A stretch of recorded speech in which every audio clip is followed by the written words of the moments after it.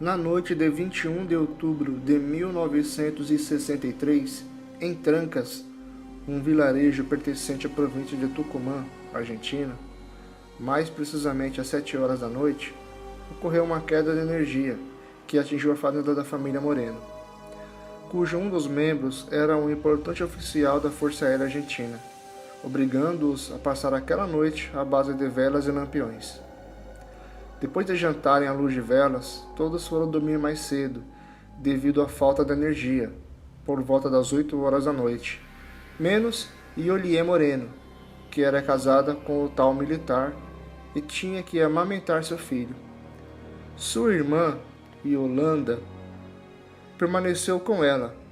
Mais tarde, sua empregada doméstica, Martina Guzman, de 15 anos, disse que estava com maus pressentimentos e queria ficar com elas, pois estaria com medo do escuro. Pouco tempo depois, Martina entrou no quarto das duas irmãs assustadas, dizendo que tinha visto luzes na parte de trás da casa, o que achou estranho, pois toda a região estava com falta de energia e que não havia sinais de trovão naquela noite. As irmãs saíram para verificar a informação, porém, nada viram naquele momento e retornaram para o quarto. Porém, Martina insistiu e disse que a luz aparecia de intervalos. Vendo o desespero da jovem, as duas saíram mais uma vez e caminharam até a extremidade da residência. Olharam para a ferrovia Belgrano, que fica a 100 metros do local. Foi neste momento que as três observaram dois pontos luminosos ligados por um prolongamento de luz, uma espécie de túnel que interligava os dois pontos, e dentro desse túnel as duas avistaram mais ou menos 40 silhuetas que caminhavam para frente e para trás, de um lado para o outro. Na hora, Iolié achou que se tratava de um descarrilhamento ou algum acidente com vagão de trem. Porém, a vegetação do local não permitia que elas vissem o ocorrido com mais nitidez. As três então decidiram se aproximar do local para olhar de perto. Antes disso, voltaram para a residência para vestirem algo mais adequado, pois fazia muito frio naquela noite. Yolanda aproveitou para pegar uma lanterna. Martina pegou um revólver calibre 38 e Iolié foi até o quarto onde estavam seus pais, dormindo, junto com a sua outra irmã, Argentina Moreno, para pedir que esta ficasse cuidando de seu bebê, a fim de que pudesse ir verificar o local. Sua irmã Argentina pediu para que elas não fossem, pois poderia ser guerrilheiros ou sabotadores que estavam ali, mas Iolié não deu ouvidos e foi assim mesmo.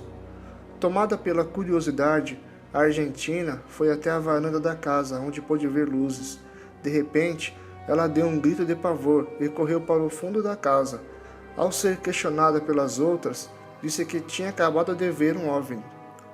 Mesmo assim, as três então foram em direção à ferrovia, mas no meio do caminho, perto do portão de acesso da fazenda, viram uma luz verde pálida. Pensando que era um empregado da fazenda dirigindo o caminhão, Martina correu para abrir a porteira. Enquanto isso, Iolié apontou a lanterna para a luz esverdeada. Neste momento, ela pôde notar que se tratava de uma estrutura discoide, suspensa no ar, com 6 janelas pequenas, que estava a 4 metros delas, dentro da propriedade, entre o portão e a casa. Era um objeto sólido que media aproximadamente 10 metros de diâmetro por 3 metros de altura. Parecia ser feito de metal com alumínio. O objeto era iluminado com uma luz clara e soltava uma espécie de névoa esbranquiçada embaixo dela. Fazia um suave movimento para frente e para trás. No topo havia uma cúpula, porém mais escura. Também o objeto tinha junções que eram ligadas por protuberâncias parecidas com rebites. Não havia emblemas nem marcas no objeto. Tinha janelas retangulares que mediam aproximadamente 80 por 65 centímetros. Não girava em seu eixo e não estava pousado no chão.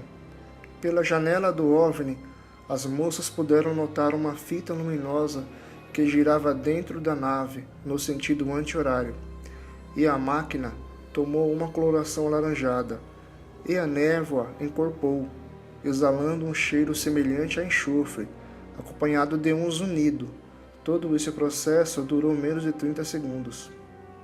De repente, uma língua de fogo saiu, não se sabe de onde, e atacou as jovens, jogando-as violentamente para trás, a uma distância de 2 metros, sendo que a mais atingida foi Martina, com queimaduras de primeiro e segundo grau, diagnosticado mais tarde em um pequeno hospital do vilarejo.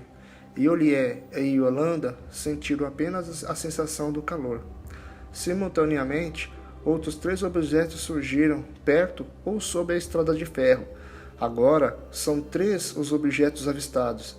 As 2 luzes interligadas por um tubo luminoso, o objeto que apareceu dentro da propriedade e agora os 3 objetos que apareceu perto ou sobre a ferrovia. No OVNI que estava na fazenda, a fita luminosa girava cada vez mais rápido e a névoa foi ficando cada vez mais espessa e envolvia o objeto completamente, como uma coloração alaranjada. Com todo o barulho produzido pelo evento, os pais das jovens acordaram e estavam observando tudo por uma janela que tinha visão para o leste. Da parte inferior do objeto saía um tubo de luz de aproximadamente 3 metros de largura. A luz era tão forte que penetrava no interior da residência que escaneou cada canto da casa, minuciosamente, como se fizesse uma inspeção. Iolié Moreno disse que o objeto que estava na residência era maior que os outros 5 que estavam na ferrovia, e que ele supostamente ditava aos outros OVNIs como agir. Por esse motivo, ela chamou esta de nave-mãe. Dentro de casa, Iolié Moreno observou que 2 dos 3 OVNIs que surgiram mais tarde na ferrovia soltaram raios em forma de cilindro. Ela notou que os raios iam em direção a um galpão, onde ficava estacionado o trator da propriedade, que distava 35 metros dali. Os raios demoraram alguns minutos para chegar à pequena edificação. Eram perfeitamente cilíndricos e não iluminavam o chão, como se não o tocasse, e não faziam sombra, e terminavam de forma abrupta, como se fosse um sabre de luz. Enquanto isso, o objeto maior que estava na propriedade continuava a escanear a casa.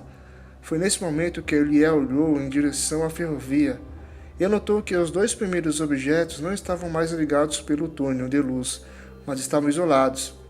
Nessa hora, o terceiro objeto que surgiu depois emitiu 2 raios de luz, tal qual os 2 primeiros, que foi em direção a um galinheiro, que vivia ali aproximadamente 40 aves.